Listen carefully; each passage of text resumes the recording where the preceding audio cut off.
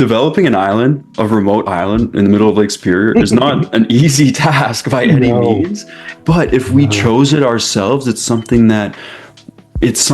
bringing us alive, right? It's breaking the mold of what a standard real estate investment would be. Welcome to the Yacht Captain Investor Podcast. I'm your host, Scott Kidd, where every week we dive deep into conversations with real estate pros, business owners, and maritime professionals about their mindset and journey to success.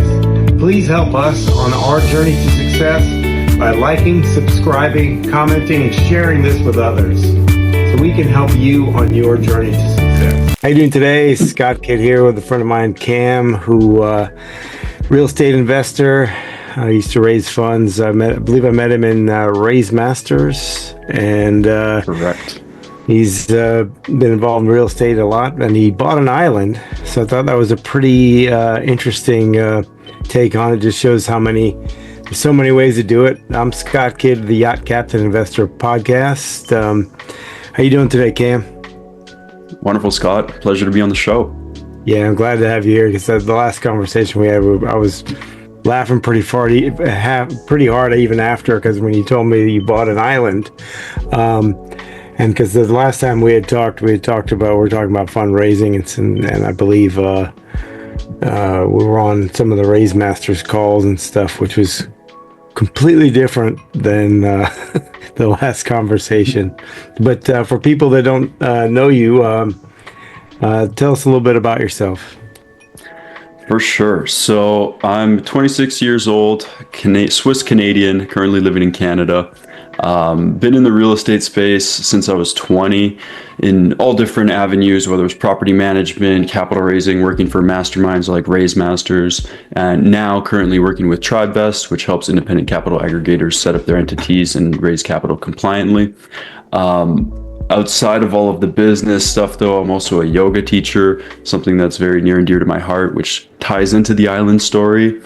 And you know what's funny, Scott? I always liked real estate, always wanted to be a part of real estate, but I truly wanted to find my own way, if you know what I mean. Like, you know, there's a lot of tried and true ways to go about it. I don't know, maybe it's some type of weird enthusiastic spirit within me that wanted to do something slightly different. And buying an island is a real estate investment, and we'll get more into the specifics of the plan and how we see that going. But yeah, man, real estate guy through and through, realistically. Yeah, it just shows there's just so many ways to do it, and there's no while there are some hard and fast rules and stuff like that, but there really are no rules. If it works for you, it works for you. You know, that's why I thought it was something I think people need to see an example of, because people, like, a lot of times they get stuck in and they start doing the stuff the way everyone else was, and it's working for them, but they don't really like it. You know, it becomes maybe another job for them, and they don't, you know, they feel stuck again, you know, even though they're probably doing very well at it. And, you know, it hasn't, you know, say you start flipping houses and stuff, next thing you know, you're flipping a bunch of houses, and that becomes like a full-scale job. You know, whereas something like maybe opening a bed and breakfast or starting some Airbnbs that in an area where you really like, you know, or buying an island in an area that you really like, or, you know, just even, you know, doing some mid rentals to doctors and nurses, or, you know, people that are traveling and stuff, that could be another option. There's just so many ways to do it. You know, people flip land, people, you know, sell land to developers, people do development. You know, we're now doing development, and people do funds. We're doing that as well. There's, you know, you can do short-term, long-term, you can do apartments, warehouses. You know, I recently read where what's becoming a big thing is these luxury, like I don't want to call it a man cave, but like a luxury kind of retreat where people put their cars and they have like kind of a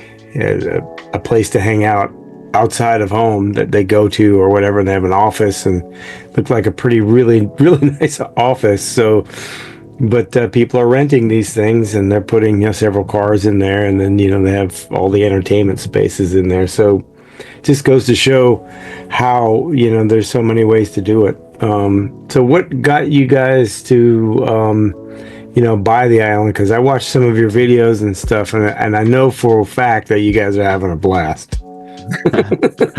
Exactly. We are certainly having a blast. And I think that's probably what led us to doing it more so than not was what's the most fun thing we could be doing, right? Like, look, developing an island, a remote island in the middle of Lake Superior is not an easy task by any No. means. But if we chose it ourselves, it's bringing us alive, right? It's breaking the mold of what a standard real estate investment would be.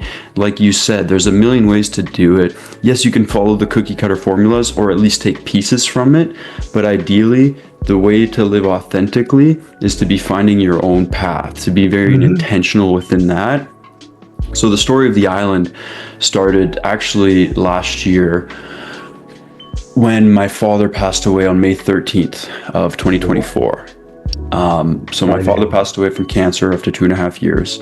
And I decided then that I would move home to support my mother because we didn't want her to be alone. And my brother was working out of town at the time. It was something that I promised my dad I would do. And from that decision to move home, I ended up coming home on August 8th of 2024. We went out to my camp, or we call them camps up here. It's like a cottage, cabin, whatever. It's always different. Lake house.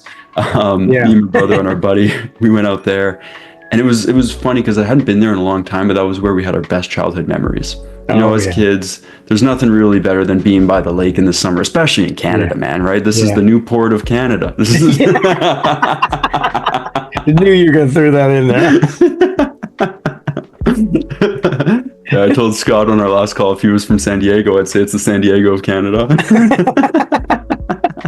And I've been using that one, and it does throw people off, but it does make them think.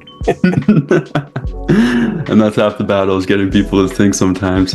But yeah, so we were out at my camp, and I remember looking around because it's a bay with it on Lake Superior, and never fully appreciating when I was growing up, because it was all I knew, how special of a place it was. After living across Canada, after living in Europe, I've been around, and coming back to this place and thinking, whoa, it's like the Acres of Diamonds story. Are you familiar with Russell Conwell, I believe his name? Acres of Diamonds? It's also it's also in there's the book where it's kind of a faith-based book, a lot of passages out of the Bible and stuff of Richest Man in Babylon. I believe that's a story that's in there as well, where you're talking about like the guy that he sold all his land to go chase diamonds or something like that, and then he squandered everything trying to get these diamonds. But then the guy that bought it, they found him all in the river that was on the property the whole time. Exactly. Acres of Diamonds. So it's funny looking back in hindsight. It's always in hindsight, right? Because even the decision to move home was no easy one. I was out living my life, doing my thing. It's like, okay, I'm going to come back home. A city that I left a long time ago, right? Thunder Bay, Ontario. However, prioritizing family, number one, of course. Giving yourself to others then somehow opens up different paths and gives you more than you could ever imagine in many ways. So I moved back home. We were at my camp. I remember looking around, seeing the mountain in the back. Like it literally looks like Jurassic World. It's crazy. And this background right now, this is actually a picture from the island with my brother fishing on it. Oh, he didn't catch anything though. He sucks at fishing. Shout out to your brother. You still suck at fishing.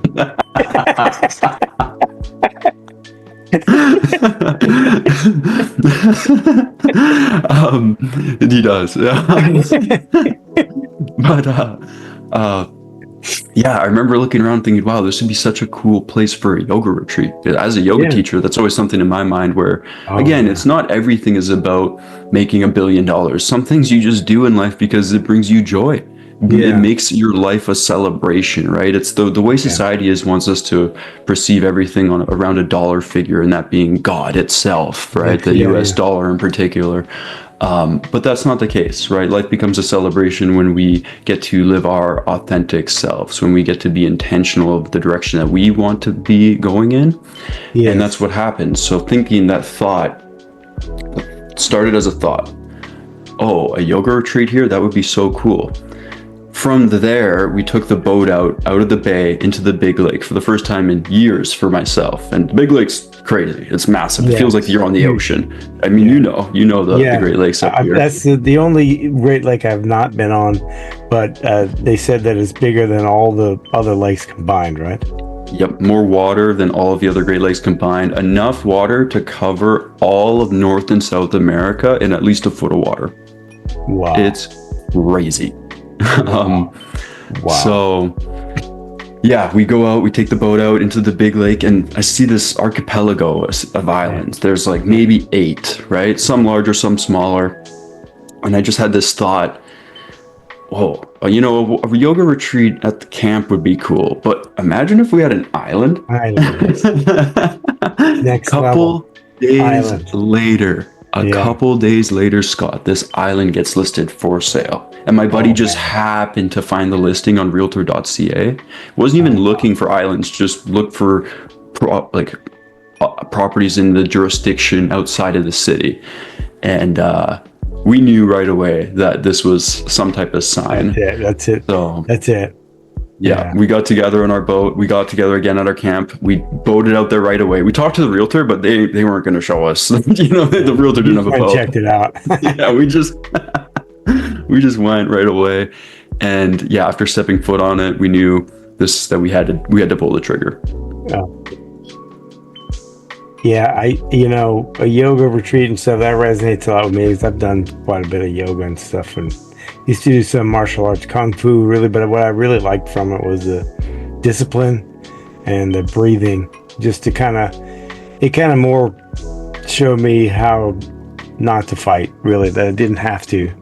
That was kind of the thing I got out of it. But I do a lot of deep breath work since then. I've been doing like Wim Hof and a lot of other different types of breathing for the last 5 years. But I try all the time to do it outside, and like a place like that would be amazing to do it, because I'm here in Newport, and a lot of times I'll go down to by the beach or to the wherever is the Newport of Canada. I go outside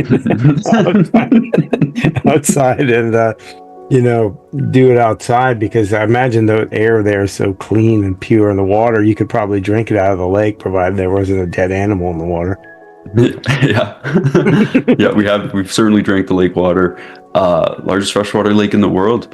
And you're right, because it's untouched up here, Scott. Look, I get it why people want to live in tropical areas and all that, and trust me, I have that inclination too, particularly in the wintertime. But with the short season of summer up here and the remoteness, and probably just being Canadian in general with less people, it's untouched. It's rare to find a place in the world that can be so untouched. And actually, Sadhguru, if you're familiar with him. Yes.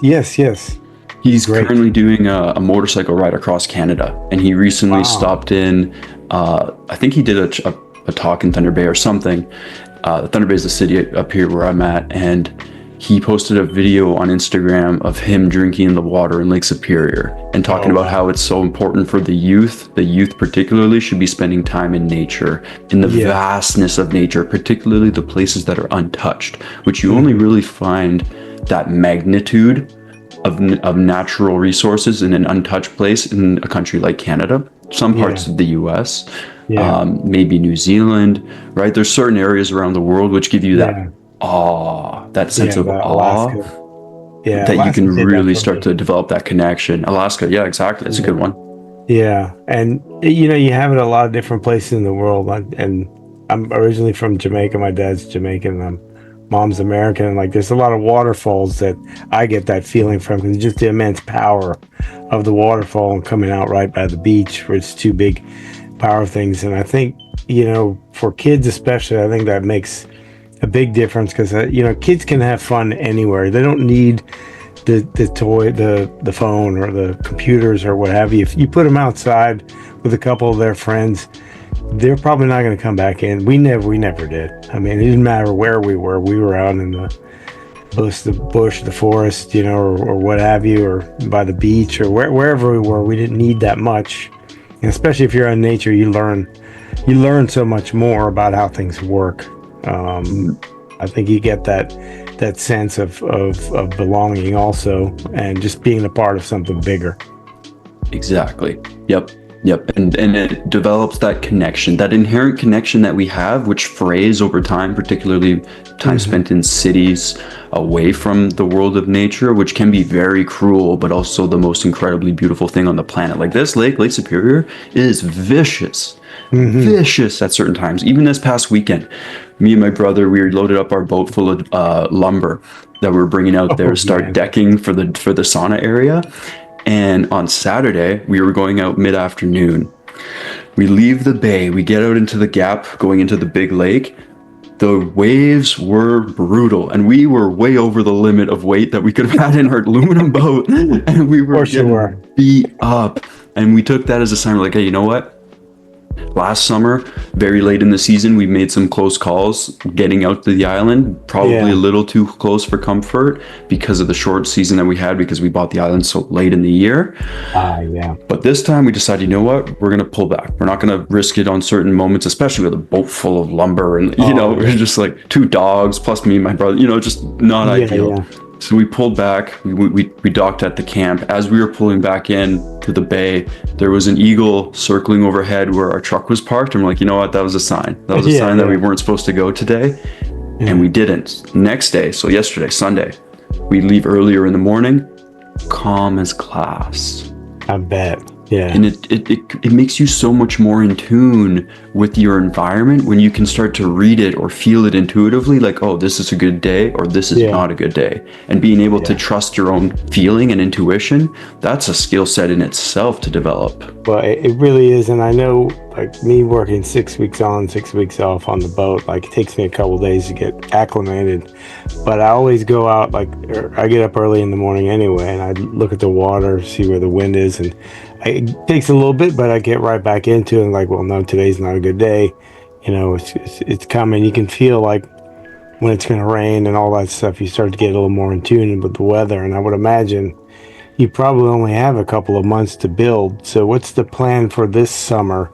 Like, what are you going to do? Like a couple of things set up to like generate some revenue, and then a couple more things every year, or kind of thing, or what's the exact plan there with the retreat? So the retreat to me is more of the cherry on top in the long run. Okay. Right? Like we're capitalist enough to make sure that it is the economics work that will make money off the retreats. Okay. However, that again is such a cherry on top, where else could you be in the world where you get to invite some of the most unique people on the planet to experience this type of retreat and develop these types of relationships and network from it. So again, cherry on top down the road. Maybe that takes 5 years for us to get to. Maybe it takes 10. Who knows? But for this summer, we have our YouTube channel, Superior Island. You can check us out. Still small channel subscriber wise, but we think this year with the type of progress we'll actually be making, we will grow substantially. So there's that avenue for revenue. We have some other avenues as well, which I'll keep on the down low for now. We'll talk. We'll do a follow-up podcast. No, definitely we'll do a follow-up, because I want to definitely help you document the build out, because I think it's such a interesting idea, and that I'd like to see people getting more creative, you know, doing more safe, nice places for people to come, especially like a yoga retreats are great, you know, or even just a place for people to go that's in nature, because we need to do more stuff like that for, you know, it's just for our overall mental health and physical health. Because I know, like, when I go out in nature, like I try, one of my main focuses when I'm on the boat is to go to some beach or go for a swim in any water. It doesn't matter how cold or hot it is. Just because, hey, when's the next time I'm going to be here? Maybe not ever. Exactly. You know? Yep. And that's such an impeccable way of living, because so many people think they live like they're immortal. They think, oh, next year, right? Oh, another time. Yeah. There is never another time. No. You could die tomorrow. Right? And it seems so simple to say and almost a cliche, but it's true. To live impeccably, you have to have that sense of death or urgency, like around the corner from you, around your left shoulder, perhaps, because then you can act with pure presence and pure intention, as opposed to thinking you have all the time in the world, which you don't. And I think that's why the death of my father did lead us to this type of decision, because hey, why not? Right? Yeah. It's life is too short. My dad built a crazy house in the middle of the woods, a full octagon sized house. Super eccentric for the time, especially. He probably would have blown up on YouTube if that was around back then. Probably, yeah. But for that reason, all of our cabins that we're building on the island will be octagons, in a way of honoring what he did, because he liked the shape. So we're gonna build multiple octagon cabins. My brother's a woodshop teacher in in a small town not far from here. So actually, all winter long, his students were building our prefab cabins. Which is cool. Nice. So we have a sauna and a cabin that's ready to get brought out there. This past weekend, we just finished our first dock. So we have a dock on the island now. Can you pull up Instagram and show live while we're doing this, or because we have a picture of it on this one? If not, it's all good. People check. I don't know if I can. I might end up messing something up. I maybe next time I'll be able to. Because I'm thinking of switching up, depending on the software, where I can share more and do more live stuff where you can share. I think I can do YouTube live. Can you share? You can't share screen during this? I can share screen. I can share screen. Yeah, if you do that, I'll share the screen with you, and then you can do whatever. Yeah, you have the link. You have the link, so you can share the live. That'd be really cool. I would love to show the progress we've made here. If I can find our Instagram channel or page. Oh wait, yeah, Lakes. Yeah, our Instagram is Lake Superior Island. Lake the Superior YouTube is Island, okay. Yeah. Here we go. Yeah, YouTube is what, Superior Island, right? Correct. Yeah, Superior Island was taken on Instagram already. And actually, I can't even, hold on. Yeah, there's a bunch of other pages that are, it's a little bit too, no, I can't even find it. I don't have Instagram logged into my computer. I try and actually minimize my social media availability or accessibility. But anyway, it's all good. We built the dock this weekend, and there's a picture of our dog standing on it. So I just posted that yesterday on Lake Superior Island. Well, what Instagram. You can do is send me the pictures of it, and we'll put it in. We'll put it in when we're talking about it. It'll flash on the screen or what have you, so people can see what you're talking about. So you're gonna have a cabin and sauna, and you got the dock, so you can obviously do that stuff to where you're gonna have people stay there, or is this for you guys right now? Yes. So for us right now, so what we think we'll be able to accomplish this summer is obviously the dock plus one cabin and one sauna. The sauna's next. Sauna's got to get done first because it's going to be closer to the dock. And then from there, a few stories higher, because the island, it's very hilly, we'll build the first cabin. And you know what, Scott? I was actually able to find the Instagram here, so I can share this. Okay, go ahead. With Great. Everyone. So everyone can get an idea of the visual here.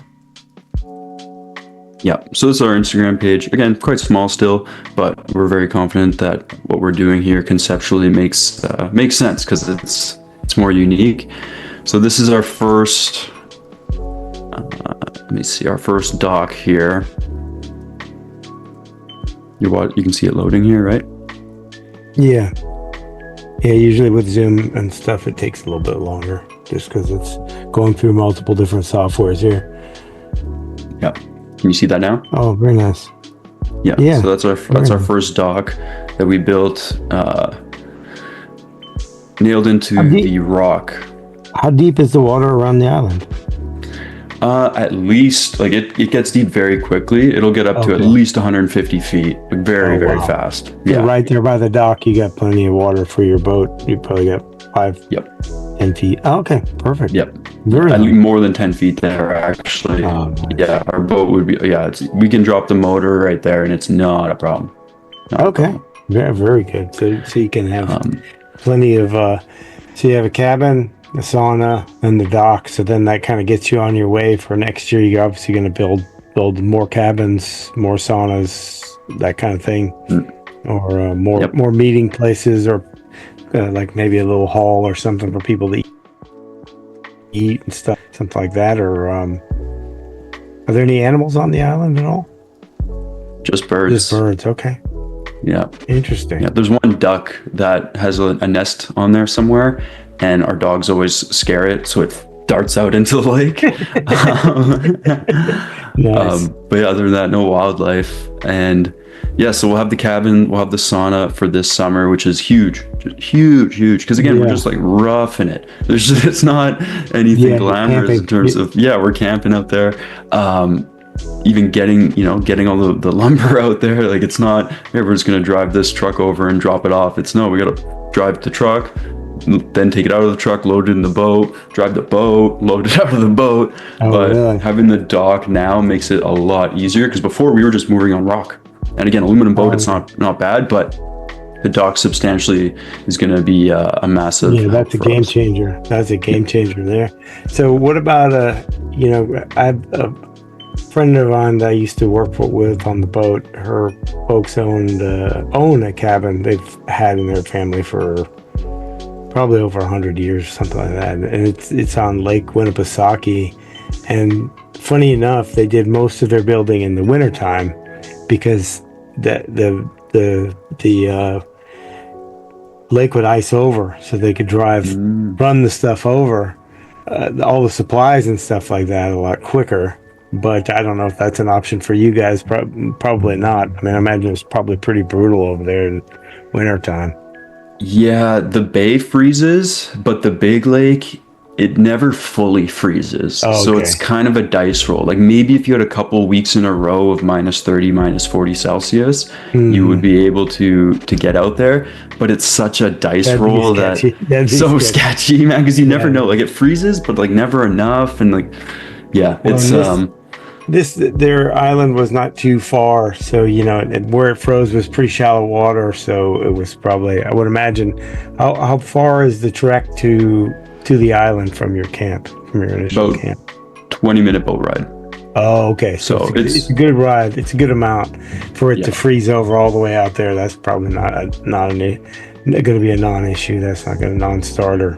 But exactly. so you really have a limited time of early mornings, summertime, 3 months of building, and you got to really go full tilt to get it squared away. So how long do you anticipate it taking you to build the first cabin?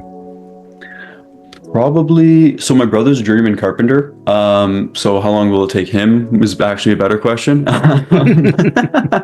I help, I support, I do the labor, but with it already prefabricated, right? So getting the pieces out there, they'll get put together really quickly once we set a foundation. Hmm. Probably a couple weeks, like because my brother will be Okay. off all summer too as a teacher, so he'll be Oh, out yeah. there probably living full time, and I'll be out there on weekends as much as I can. So probably a few weeks, maybe 2 to 3 weeks, I think, until at least the structure's up and maybe there's a roof on it, like some tin roof that we're gonna get, windows as well. And we're not insulating because again, it's a summer cabin, so Summer we don't have to cabin. insulate Okay. anything. But yeah, it's gonna be. Look, it's funny because we all get somewhat distracted in the summertime. Obviously, summer's the best time, Yeah, particularly in yeah. Canada, and we get so busy with working and doing stuff. It's not that we don't want to work, though. That's the thing that a lot of people misconception of, like, oh, I just want to hang out all summer. No, no, no, no. Working's great, but working with a purpose. And if Yeah. we're going to be doing work anyway, our realization was, well, we want to be by the lake anyway all summer. So this is almost like a weird excuse where it's like, I have to go to the, I You have to have go to to the go to the lake. island. Well, if you're doing something that you love doing or you're passionate about, you're not really working because it's a fun project. It's a fun thing. The big picture of it is even more amazing than just the work you've been doing. You get to be at the lake anyway, and you're going to build a really nice compound there that's going to generate revenue for generations to come. Probably, your kids and stuff, I would imagine, are going to be out there and stuff like that. And you're going to be doing so many, cool events and it's going to attract so many amazing people and stuff. It's really unlimited. Granted, it's only going to be for probably a 3-month period, but you probably have the shoulder season a little bit. That's probably going to be okay. For people where it's not too hectic to get out there. Yep. Yeah, And winter it's probably the weather could probably be pretty nasty. Oh yeah, it's not, and that's fine because I'd prefer to be in the real Newport in the wintertime. You know what I mean? Yeah, the Florida, not the Florida of Canada. Yeah. Yeah, winter I could take it or leave it, but no, I personally like the seasonality of it because it's nice in a way where it's so aligned with the natural cycles of the world, where it's not. Think about any business, right? There's 12 months. Obviously, it has their peak seasons and their slow seasons. But when it's like, this is the only season we're doing something out there. Yeah. Specifically. You get so much more passionate about it during that time frame because there's an end date to it. Yeah. Which to some people might say, oh, that slows you down. Maybe. I don't know. I kind of like it. I come from a bodybuilding background as well, where you do a diet for 12, 16 weeks, and then there's a conclusion. And I like that, where I like that peak season and then the pause. I like that summer, that spring, summer, fall, and then winter, slow down and go do something else. That's why they do a lot of things in 90-day increments, because like if you give yourself a year, you're going to take a year. But if you give yourself 90 days, you'll do it in 90 days. Exactly. So if you put that finality in there and that timeline in there, you will definitely, it'll give you that kind of bigger sense of purpose, and also that energy rush of like, I gotta get this done. Because if you say it's a year, I got time, I'll do it. And then you end up waiting until the last couple of months, and you start moving pretty heavy against it, and then so it's really probably take you the same amount of time. But no, I do like the seasonality of stuff. But me living in Florida, we only have really we only really have hot and wet. That's it. I mean, we have winter that comes on maybe a Tuesday or Wednesday, and then it's over. And then on the boats, I chase the sunshine. So I'm always we're in Newport now, and the weather's pretty nice. It's sunny and 60 degrees, 70 degrees. So it doesn't suck. But is your brother that's building the cabin, is he the one that sucks at fishing? Yes. Yeah. So that's him in this picture. He's my brother Kyle. We're actually twins. He's 4 minutes older. Yeah. So it's me. The partners in this venture is my brother Kyle, our best friend Davin, and myself. So Davin, he fits in the middle of us, almost making the perfect tripod, where my brother and I are similar in sense of humor for sure. Yeah. But in terms of interests and skill sets, different. And then Davin kind of comes in as the perfect blend, which makes this stand with strengths. The trinity. The glue that holding the chair together. Okay, so that's good. Yeah. No, that's really cool. So you probably do a couple of cabins every year, or a cabin every year, I'd imagine, for the time being. And then probably, you scheduled to do any events this summer other than just the build out? Just the build out, and maybe events for friends or other people that we may want to network with. Because this is another interesting thing, Scott, where we could, I mean, how often do people invite others to their private islands? Right? Yeah. Like, it's a pretty interesting invitation that I think people would accept. I think so. I would do it. I mean, it piqued my interest already. That's why we're talking, just because I'm like, we bought an island. He's going to do events there. That seems pretty cool. And I imagine I looked it up and, was looking at the channel and stuff like that. I was like, that's pretty cool. I mean, and also the energy that people get when they're out there somewhere, say, we brought teams of people out there, and they might have been stuck on some problems or whatever. You do some other exercises where you're not dealing with that. The solution might come to you just by being out there and letting yourself relax, because it's proven that if your mind is more relaxed, the solutions come a lot easier. Exactly. And that's Yeah. the interesting thing. Yesterday, my brother dropped a skill saw in the lake while we were building the dock. And he pulled it out and it was dead. And he was pissed off because it's a $600 saw. Yeah. And he was so angry. And I'm like, hey, man, it's probably fine. And I just kept looking around to your point, thinking this place is so beautiful, it's probably fine. And something about that frequency of just being okay and less grippy about it. Yeah. He kind of started to feel that too. And then he's like, maybe it's just the battery. So he took the battery out, put a different one in, saw was fine. Yeah. Skill saw was fine. Just the battery got soaked. Like the whole saw got soaked, but the battery was the part that... Battery shorted out. It probably won't last. Well, the good thing is that it's fresh water. It's not salt. If salt water had probably been running as it's going down. Yeah. You probably just want to leave it there. But yeah, because we've dropped power tools. That's why a lot of times we use air. The air with a compressor. You may want to consider doing that, especially if you're walking near the water and stuff. Use some air tools or hand tools and stuff like that. Because if you drop it in the water, it doesn't really matter. Yeah. That's a good point. But then you got to have a compressor and all that stuff. But compressor is always a good thing, especially if you're going to be doing a lot of other stuff. You can get a lot of higher power tools with air also. But nowadays, it may not be true now because those batteries are getting pretty big and these tools are pretty strong. I mean, I had a electric chainsaw that I cut everything down after a hurricane, and it didn't take but a couple of batteries and a full day.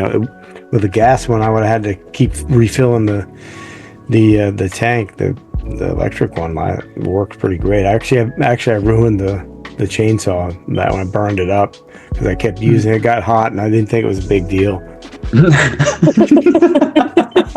It'll cool down. Apparently it was. I was like, yeah, it'll cool down if you stop using it. Yeah. But I didn't. So, yeah. Oh man. Oh well. I would have done something similar. Yeah, well, run it till it breaks, because, well, I needed to keep going because I was like, well, I'm losing daylight here, and I certainly don't want to do this tomorrow. But ended up the next day, I ended up having to go and get another saw. Yeah, we're big on Milwaukee tools. We're not sponsored by Milwaukee at all, but my brother being a carpenter. Not yet, yeah. I mean, with that skill saw in the lake video, who knows? They might have to sponsor us after that. Yeah, that was a good commercial for them. If Milwaukee is watching this, they should be sponsoring this because the saw is still working. The saw is still working, yep. And no people or animals were harmed in any of these videos. None.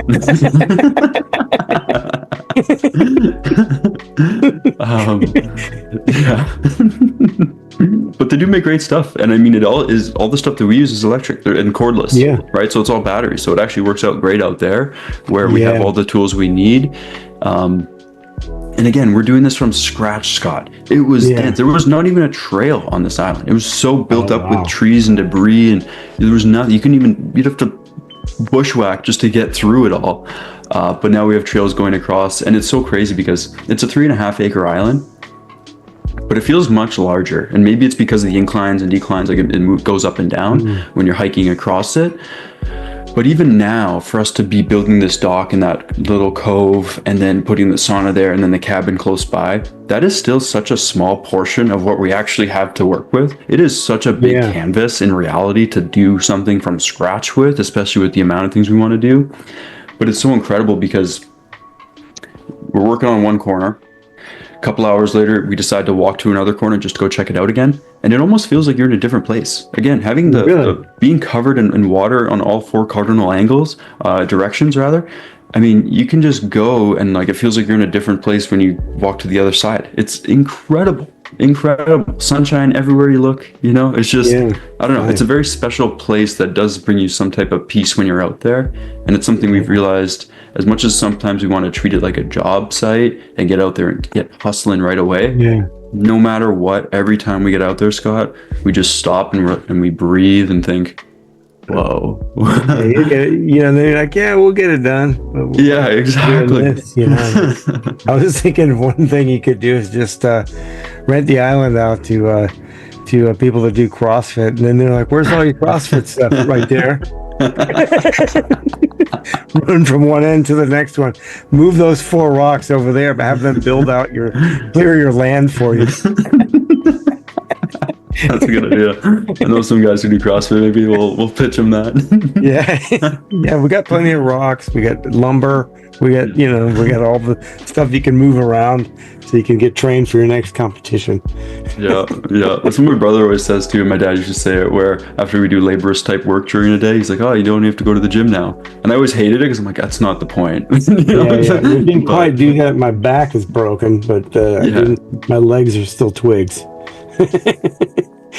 And there's a significant difference between working man strength versus gym strength, because working man strength is so off balance compared to gym strength, with everything is usually in line properly. Yeah, working man strength, like you just throw stuff around and you get used to it. Yeah, it's funny because my wife tells me I have the old man strength. Because we did when we were in Alaska, they had this thing that you brush with your hands. It said the eagle's talons was like 220 pounds per square inch or something, because that way you can pick up something like when it's flying at like 200 miles an hour or whatever. And they said the average was about 80, male was about 80 to 100, and all the guys on the boat were doing it or whatever, and they were like 80 to 100, and then I did it, I was like 145. Whoa. So it's funny because the stewardess, she's like, "Come on, old man." And I was like, "Oh yeah." From gripping that steering wheel in the boat. Old man handshake thing, and I used to do a lot of bodybuilding and powerlifting when I was younger too. And I still do some training and stuff, but not to that extent. I mean, I think the reason why I have some injuries now is because I did everything wrong and went for it too heavy while just to get those extra pounds on or what have you. But poor life choices usually pay off. Yeah. You Usually probably needed it. Not the dividends you really wanted, but they make you learn a hard life lesson. True. And maybe in spirit though, you needed it at that time. You needed to deadlift 500 pounds because for the sake of even confidence of knowing you can do something, even if you did a piss poor job of getting it off the ground, you got it off the ground. Yeah. And that alone gives you that strength to move forward in some other capacity. There were dumb stories that my friends would tell me the next day. Is like the most I ever lifted was the back of a Nissan Sentra, because some guy bet me $500 at a bar, and they're like, "No, you can't do it." And then it was the dumb younger days. Yeah, but we need those. But $500, I did buy the bar, so it really probably wasn't the best investment. You bought the bar, or you bought drinks?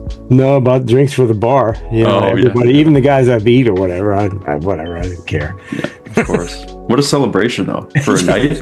You look at the joy it brings you now, even thinking about it. That's worth I forgot all about it. Worth it. Exactly. Yeah.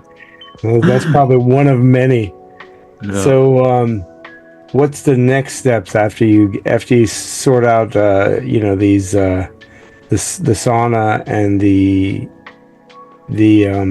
cabin there? Are you just that's gonna be it for the season, or just kind of do some little outfitting stuff here and there? Are you gonna have is it gonna have a kitchen and stuff like that, or is it gonna be more of like a camp house kind of thing where you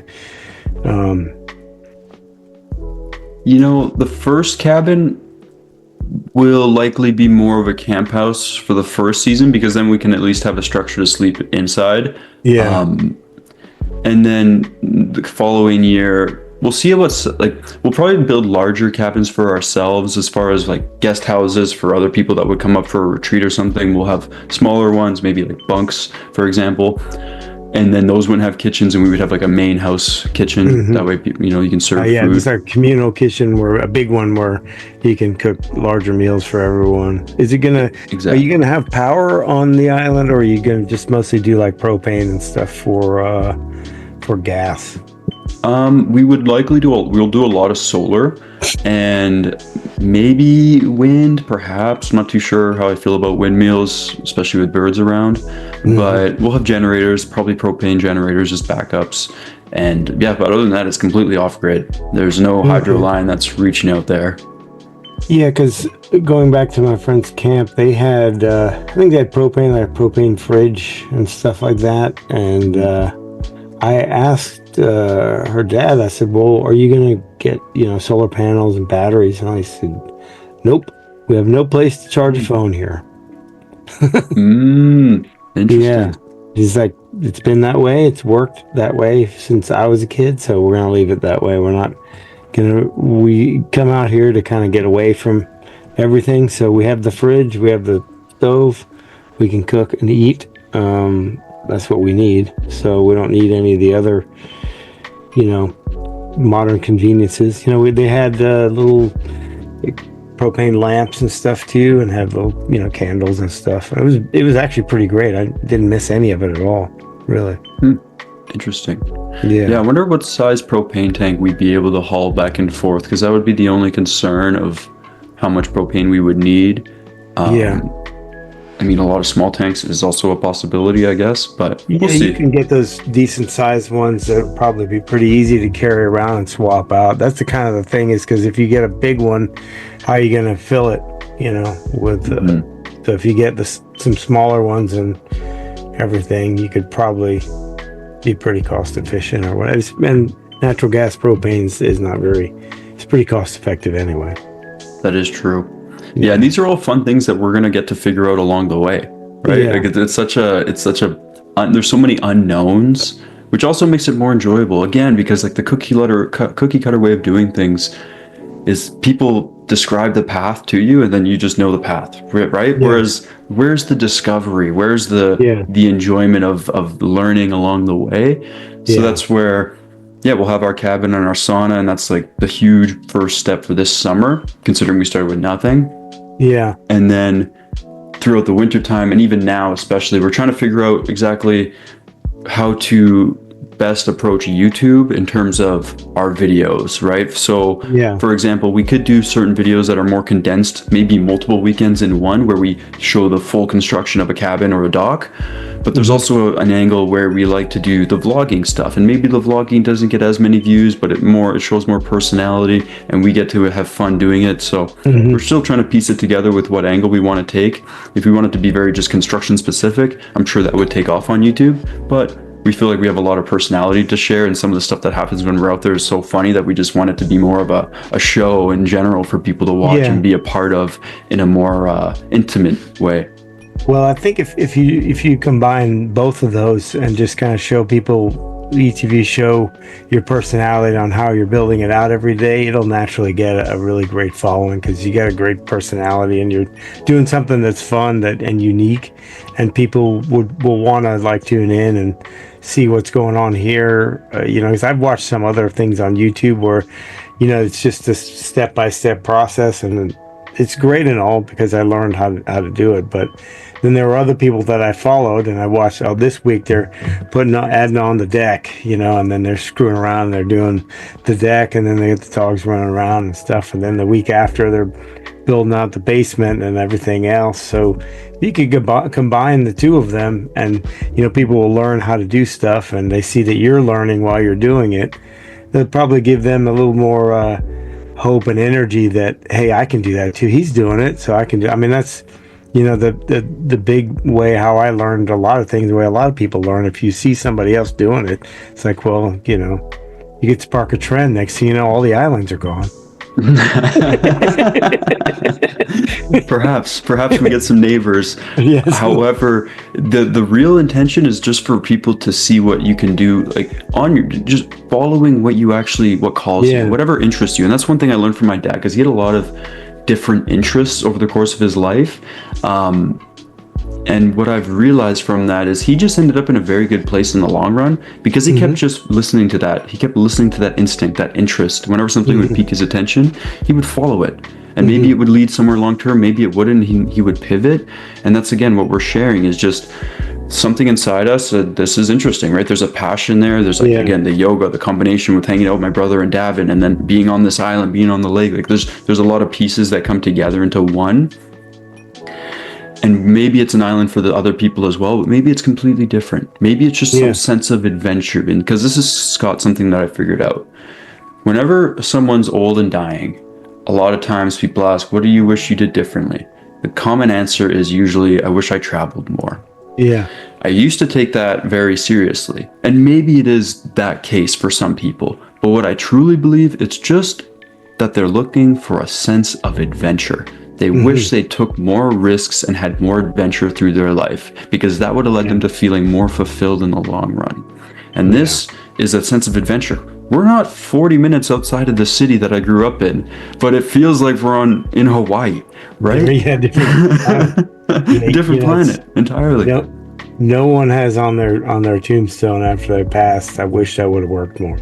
Exactly. Or I wish I would have spent more time at the office. I mean, and having kids, somebody said this to me a long time ago, and they said, the only person that's really going to care that you worked late is your kids. Yep. No, you're not your boss. He's not going to care 5 years from now, 10 years from now that you worked late and got the deal for him. He's going to have forgotten about it, or she has forgotten about it. They're not going to remember you. Hey, that's the go-to guy, but when it's time to make the adjustment, you're probably going to be gone. Yep. Very good point. That's an excellent point, because you're right. It's become dispensable to the machine, and we all are. We get very confused. Yeah, and to a degree, it's okay we have to work, of course, in some capacity. But somebody gave me an interesting analogy the other day. I don't play video games, never grew up playing video games or anything like that. But this analogy involves a video game where I found it so practical, because this is the line of confusion that people get stuck on. Most people, or in this video game, let's say, there's an activity that you have to do in order to gather resources. You have to get furs and silver or whatever. You have to do this activity to get resources in order to go on the mission. The mission is the actual point of the video game, not the gathering of resources. So many people mistake the two and think the gathering of the resources is the mission, but it's not. The purpose of the resources is to go on your heart's mission, the true desire deep down, the true intention. And I just found that so practical and beautiful that I figured it would be worth sharing. That makes a lot of sense, because a lot of people do get caught up in just accumulating as much wealth as they possibly can. And having worked with a lot of these people, it's about the same amount of people that are truly unhappy, that are truly happy, but they get stuck in that accumulation phase so much that they get stuck and they really don't know what happiness is, because they never found the mission. Yep, exactly. No, that's pretty deep. I like that. I keep thinking about that one, because it's something that we all need to stop and take a look back and go, okay, well, where can I make the change, and not just focus on the accumulation, because really there's a lot of people that say family first, but they're working 16 hours a day. I said that's fine, but where's your family and all that? And if anything, that causes some form of inner conflict, because they're actually lying. They're lying to themselves. Like, how can you say that? But then that causes disassociation from the current reality, and it becomes a spiral. Kids and all and themselves, because they know they're working too much. And I've done it. It's that finding that balance I don't think we ever really find that balance, but we can get close to it, or at least what someone taught me a while back. He said, schedule everything around the family instead of scheduling everything around your work. Yep. Because when you turn that around and you make that the purpose, like you're saying, because a lot of what we've been talking about is purpose. When you have a purpose, really everything else is pretty easy, because the path is clear. Because tomorrow's not promised. The past is gone. You can learn from it, but the now is so very important, to be present with all the people that you care about, and doing the things that you want to do, There's that was, I think, Ted Lasso. It was the now is a gift. That's why we call it present. Call it the present. And it's like, as cheesy as it sounds, in that whole series, I loved the whole show just because it was really uber positive and stuff. The guy had everything thrown against him at all times, but yet it always worked out. And isn't that the case though for all of us? Yeah. If we have that sense of, call it delusion if you will, but if you just know it's going to work out, like the skill saw on the lake. I don't know anything about skill saws, but I knew it was going to be fine. Yeah, it will be fine. And it turned out to be fine. It usually is. I had a coach that said, it's, the event is the event. It's not good, bad, or indifferent. Whatever you apply to it is a thing. But if you consider just an event or a non-event, it'll be fine. It will be fine. The reality is defined by your relationship to it. The Stoics spoke about this. It's never about what's actually happening, good or bad. It's just how you perceive it. If you define it as good, that's changing the way the rest of the story is going to go. And we always look back on it, right? Like, for example, looking back on your bar story, looking back, great, right? Like, it was worth it to spend the money or whatever, the $500. Maybe in the moment, other than being drunk, you would have been like, oh, I should save this money, right? But then looking back, you're like, the hell with it. Who cares? The hindsight is always there. And I recently heard something about this in a podcast with Chris Williamson, where if we could only bring that hindsight into the present moment, where even if what you're dealing with right now is challenging and heart-wrenching, brutal, but if you could look back, if you could pretend to look back on it and be like, oh, that brings you to the moment right now, and think, oh, this is part of the story. This is part of the journey that's going to lead me to this other place. This is amazing. How lucky are we, Scott, to be here right now on this podcast talking about it? And who knows what's going to happen next? But this is the ride that we signed up for.